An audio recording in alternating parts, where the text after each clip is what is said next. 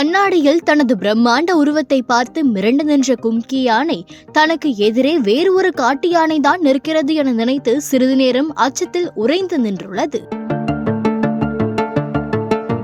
யானைகள் என்னதான் பிரம்மாண்டமான உருவ அமைப்பை கொண்ட விலங்கு என்றாலும் அவற்றிற்கும் பயம் உணர்வு அதிகமாகவே இருக்கும். சின்ன உருவங்களை கண்டு கூட யானைகள் மிரளும்.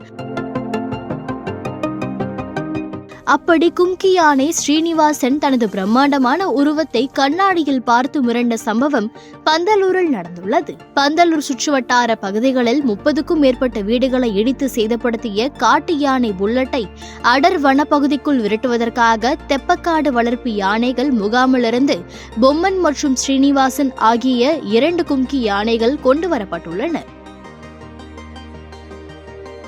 சேரங்கோடு பகுதியில் இந்த 2 யானைகளும் கட்டி வைக்கப்பட்டிருக்கின்றன.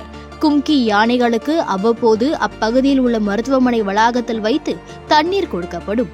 அப்படி தண்ணீர் குடிப்பதற்காக கும்கி யானை ஸ்ரீனிவாசனை அதன் பாகன்கள் அழைத்து வந்தனர். தண்ணீர் குடித்துக் கொண்டிருந்த கும்கி யானை ஸ்ரீனிவாசன் திடீரென மிரண்டு போய் ஒரே இடத்தில் நின்றது.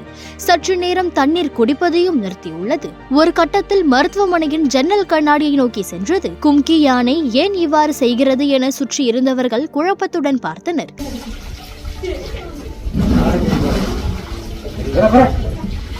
அப்போதுதான் தெரிய வந்தது, தண்ணீர் தொட்டிக்கு எதிரே இருந்த ஜன்னல் கண்ணாடியில் தெரிந்த தனது பிரம்மாண்ட உருவத்தை பார்த்து கும்கி யானை ஸ்ரீனிவாசனை மிரண்டு போயிருந்துள்ளது.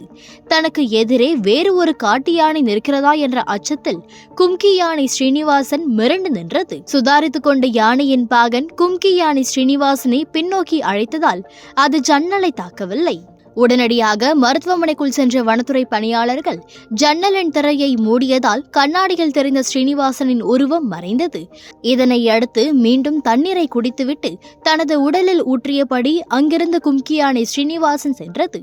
தன் பிரம்மாண்ட உருவத்தை கண்ணாடியில் பார்த்து மிரண்டு போன ஸ்ரீனிவாசனின் செயலை கண்டு சுற்றி இருந்தவர்கள் ஆச்சரியமடைந்துள்ளனர்.